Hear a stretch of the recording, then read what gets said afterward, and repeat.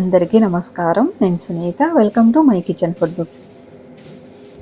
ఇక్కడ ఫస్ట్ అయితే నేను లెగవంగానే ఫ్రెష్ అప్ అయ్యి వచ్చి ముందు హౌస్ అయితే క్లీన్ చేసుకుంటున్నాను. ముందు హౌస్ క్లీన్ చేసుకొని ఇంకా స్నానం అది చేసుకొని పూజ ఫినిష్ చేసుకుంటే ఇంకెప్పటిలాగే మనం డైలీ రొటీన్లోకి అయితే వెళ్ళిపోవాలి కదా. Morning breakfast, lunch box preparations ఇవన్నీ అయితే ఉంటాయి కదా. పొద్దున్నే హడావిడి. ఏదేమైనా సరే మార్నింగ్ మనం స్నానం చేసి పూజ చేసుకుంటే మాత్రం ఖచ్చితంగా మనకి ఫ్రెష్ మైండ్తో అయితే ఉంటాము. చక్కగా పనులు కూడా చాలా ఫ్రెష్గా మనకి యాక్టివ్గా చేసుకున్న ఫీలింగ్ అయితే ఖచ్చితంగా ఉంటుంది. మీలో ఎంతమంది ఇలా చేస్తారు? ఒకసారి ట్రై చేసి చూడండి, చాలా బాగుంటుంది మార్నింగ్. ఇక్కడైతే ఇంకా పూజ అంతా అయిపోయిన తర్వాత మా అమ్మాయికి బాక్స్లో కని చెప్పేసి కొంచెం ఇక్కడ ఏంటంటే రైస్ లాగా చేద్దామని కొంచెం ఆయిల్ వేసుకొని జీలకర్ర వెల్లుల్లిని చిన్న ముక్కలుగా కట్ చేసుకొని వేసుకున్నాను. ఉల్లిపాయ ముక్కలు, బంగాళదుంప, రెడ్ చిల్లీ ఫ్లేక్స్, ఆరిగానో ఇవి వేసుకొని ఈ ముక్కల్ని వేయించుకుంటున్నా. ఈ రైస్ కొంచెం మనకు ఆరిగానో వేస్తున్నాం కాబట్టి పాస్తా తిన్నట్లుగా కొంచెం ఆ ఫ్లేవర్ అయితే వస్తుంది. టేస్ట్ కూడా బాగుంటుంది. పిల్లలు అయితే లైక్ చేస్తారు. లంచ్ బాక్స్లోకి ఎక్కువగా రైస్ ఐటమ్స్ అట్లా పెడితే కొంచెం ఎక్కువగా ఇంట్రెస్ట్గా తింటూ ఉంటారు కదా.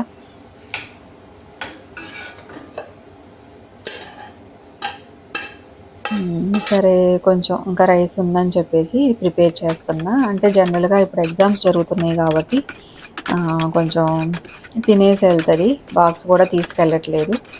సరే తినేసి వెళ్తుందిలే అని చెప్పేసి ప్రిపేర్ చేస్తున్నాను. బంగాళదుంప ముక్కలు వేగిన తర్వాత రైస్ వేసుకొని టేస్ట్కి తగినట్లుగా ఉప్పు వేసుకొని కలుపుకోవటం, ఇంకా అంతే. స్టవ్ ఆఫ్ చేసుకోవటమే. ట్రై చేయండి. అంటే ఆరిగానో వేయటం వల్ల టేస్ట్ అనేది కొంచెం డిఫరెంట్గా ఉంటుంది. రెడ్ చిల్లీ ఫ్లేక్స్ అవి, ఇంకా అందులో కారము అట్లా వేరే అయితే ఏం యాడ్ చేయాల. జస్ట్ ఆ వెల్లుల్లి ఫ్లేవర్ కూడా మనం వెల్లుల్లి ఎక్కువ ఫ్రై అవ్వటం వల్ల ఆ ఫ్లేవర్ కూడా డిఫరెంట్గా ఉంటుంది టేస్ట్. కొంచెం రైసే జస్ట్ మార్నింగ్ అలా కలిపి ఇచ్చేసాను. ఇంకా తను వెళ్ళిపోయిన తర్వాత ఇంకా బ్రేక్ఫాస్ట్ ప్రిపేర్ చేసుకుంటున్నా. ఆల్మోస్ట్ ఈ మధ్య అయితే రెగ్యులర్గా దోశ అవుతున్నాయి. కొంచెం మిల్లెట్స్ తీసుకొచ్చాను కదా, కొంచెం ఈ సీజన్లో మనకి చలికాలంలో పురుగులాగా వస్తూ ఉంటాయని కొంచెం ఎక్కువ రోజులైంది తీసుకొచ్చి ఫినిష్ చేయాలన్న ఉద్దేశంతో ఈ మధ్య అయితే దోసకాయ వేసుకుంటున్నాను. మీకు ముందు వీడియోలో చూపించాను కదా, మామిడికాయ పచ్చడి చేశాను వేరుశనగపప్పు వేసి. ఇంకా ఆ పచ్చడి ఈ దోశలోకి అయితే తింటున్నాము. చాలా బాగుంది టేస్ట్. దోశలోకి అయితే చాలా టేస్టీగా చాలా బాగుంది. ఇలా చేసుకోవచ్చు మనం రెగ్యులర్గా. ఎప్పుడు వేరుశనగపప్పుతో లేకపోతే పుట్నాల పప్పుతో అలా కాకుండా ఇలా కూడా ఇంట్రెస్ట్ ఉన్న వాళ్ళు పుల్లగా టేస్టీగా తినాలనుకుంటే ఇలా చేసుకొని తినచ్చు. చక్కగా టేస్ట్ అయితే చాలా బాగుంది. సరే ఇంకా బ్రేక్ఫాస్ట్ అది అయిపోయిన తర్వాత కొంచెం సేపు అట్లా ఇంకా వేరే వర్క్స్ అవి చూసుకొని ఒకసారి ఇక్కడ కర్రీస్ అయితే స్టార్ట్ చేసుకుంటున్నాను. ఇవి కాకరకాయలు లాస్ట్ టైం తీసుకొచ్చాను అనమాట. సరే పైనంతా కొంచెం రెండు తీసుకొచ్చా, చాలా పెద్దగా ఉన్నాయి. పైనంతా పీల్ చేసేసి చిన్న చిన్న ముక్కలుగా కట్ చేసుకొని ఇంకా తాలింపు వేసుకున్నాను. ఇప్పుడైతే ఆనియన్స్ అయితే ఇందులో వేయలేదు.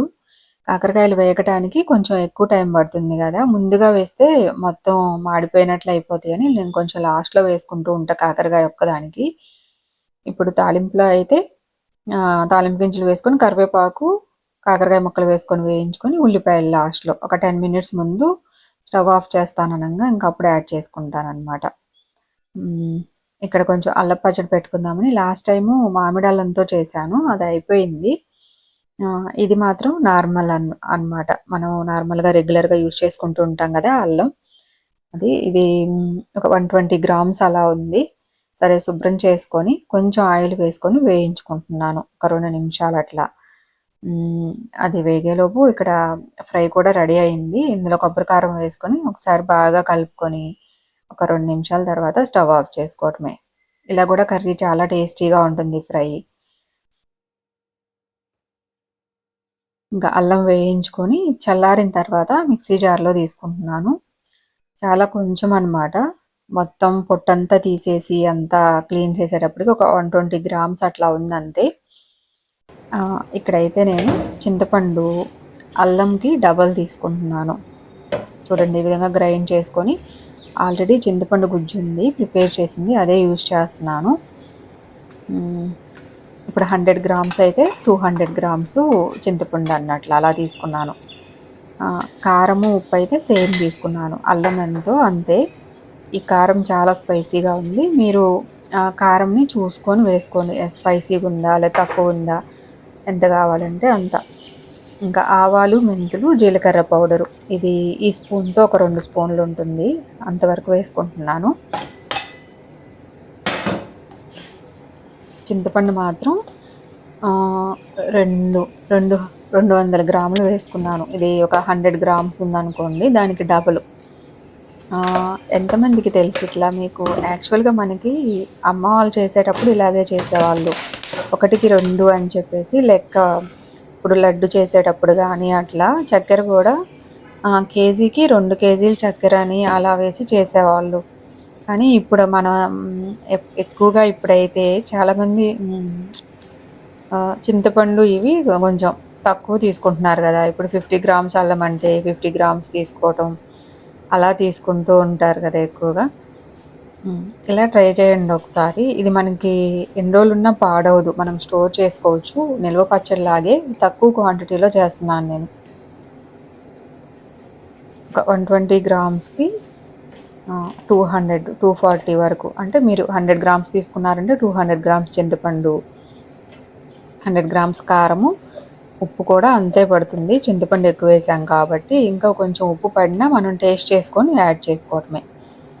ఇక్కడ తాలింపు అయితే పెట్టట్లేదు, మెత్తగా గ్రైండ్ చేసుకొని ఇంకా బాటిల్లో స్టోర్ చేసి దీనికి ఇలాగే నేను పైన వేరుశనగ నూనె పోసేసి పెట్టేస్తాను. ఇందులో మీరు కొంచెం స్వీట్ ఇష్టపడచ్చు, దోశల్లోకి అలా కావాలనుకుంటే బెల్లం యాడ్ చేసుకోవచ్చు. ఇందులోనే ఆ స్వీట్ని బట్టి బెల్లం వేసుకొని గ్రైండ్ చేసుకొని తాలింపు పెట్టుకోవచ్చు. నేను బెల్లం కూడా వేయట్లేదు, మాకు ఎక్కువ స్వీటు అట్లా ఎక్కువైతే అంత తినమన్నమాట. సరే, ఒకవేళ అవసరమైతే కొంచెం తీసుకొని మళ్ళీ కొంచెం బెల్లం వేసుకొని కలుపుకొని అలా చేసుకోవచ్చు అని చెప్పేసి తాలింపు కూడా పెట్టట్లేదు.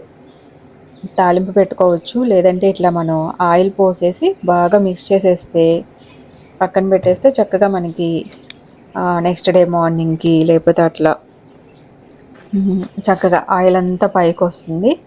మనం అలా స్టోర్ చేసుకోవచ్చు, కావాల్సినప్పుడు అలా తీసుకొని వేసేసుకొని తినచ్చు. టేస్ట్ అలా కూడా బాగుంది, ఆల్రెడీ ట్రై చేశాను. రైస్లోకి, దోశలోకి అట్లాగా చాలా బాగుంది. లేదంటే ఇలా కలిపి పెట్టేసుకొని మనం ఎప్పుడు కావాలంటే అప్పుడు కొంచెం కొంచెం తీసుకొని తాలింపు పెట్టుకోవచ్చు, తాలింపు ఖచ్చితంగా కావాలి అనుకుంటే. ఇలా కూడా ఇలా ఆయిల్ వేసేసాం కాబట్టి ఇలా స్టోర్ చేసుకోవచ్చు, ఎన్ని రోజులున్నా పాడవదు.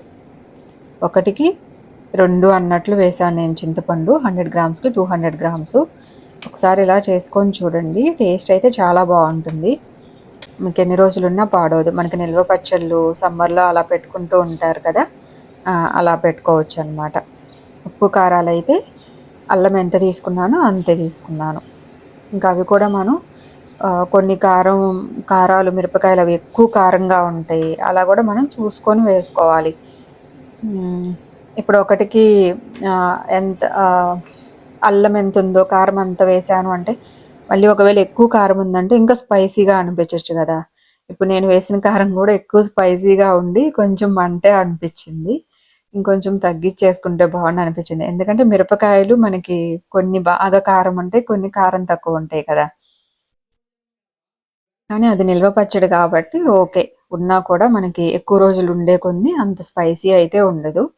ఇంకా ఆయిల్ పోసేసి బాటిల్లో పెట్టుకొని పక్కన పెట్టేసుకొని, ఇక్కడ లాస్ట్ టైము బట్టలు అవన్నీ తీసి కవర్లో పెట్టాను కదా, అవి ఇంకా బయటకైతే బాక్సుల్లో వేయలేదు, కొంచెం కుదరక మా వారు కూడా కొంచెం బిజీగా ఉండి తీయలేదన్నమాట. సరే, అవన్నీ తీసుకొచ్చి అక్కడ పెట్టేస్తున్నాను పక్కగా తీసేద్దామని.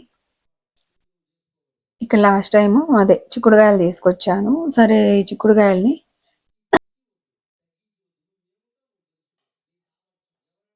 శుభ్రం చేసి కట్ చేసి పెట్టుకుందామని కట్ చేస్తున్నాననమాట. కొంచెం శుభ్రంగా కట్ చేసుకొని పెట్టేసుకుంటే ఇంకా నెక్స్ట్ డేకి కర్రీకి యూజ్ చేసుకుంటా.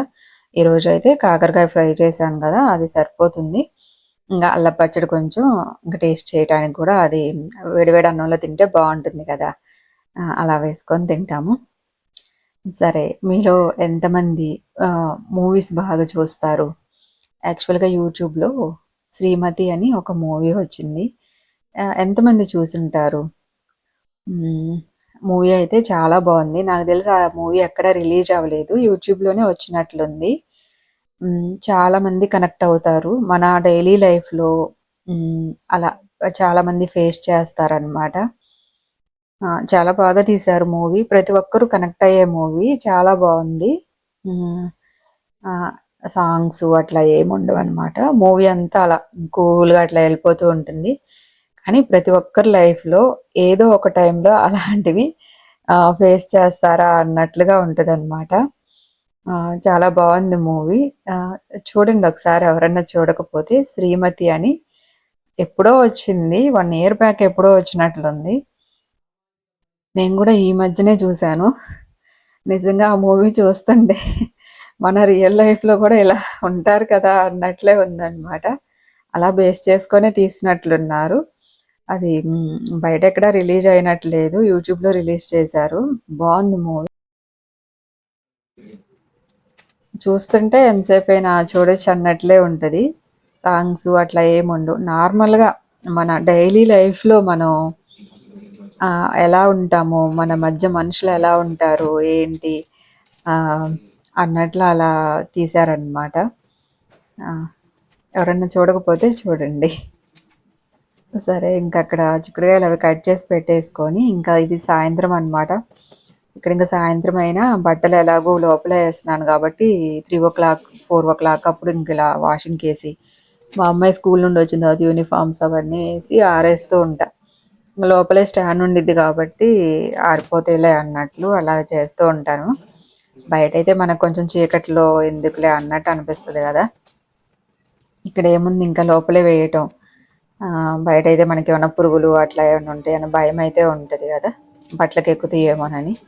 లోపలే గాబట్టి మోస్ట్‌లీ ఇంకా మా అమ్మాయి స్కూల్ నుండొచ్చిన తర్వాత యూనిఫార్మ్స్ అవి ఉంటే ఒకసారి ఇంకా అలా వేస్తూ ఉంటాను. సరే ఇంకా బట్టలవి ఆరేసుకొని ఇంకా చిన్న చిన్న పనులైతే ఉన్నాయి. అవన్నీ ఫినిష్ చేసుకోవాలి. సరే ఓకే అండి. ఈరోజు వీడియో అయితే ఇదే. వ్లాగ్ నచ్చిందని అనుకుంటున్నాను. అందరికీ చాలా చాలా thanks. Thank you so much. మళ్ళీ నెక్స్ట్ వీడియోలో కలుద్దాం. ఉంటానండి. బాయ్.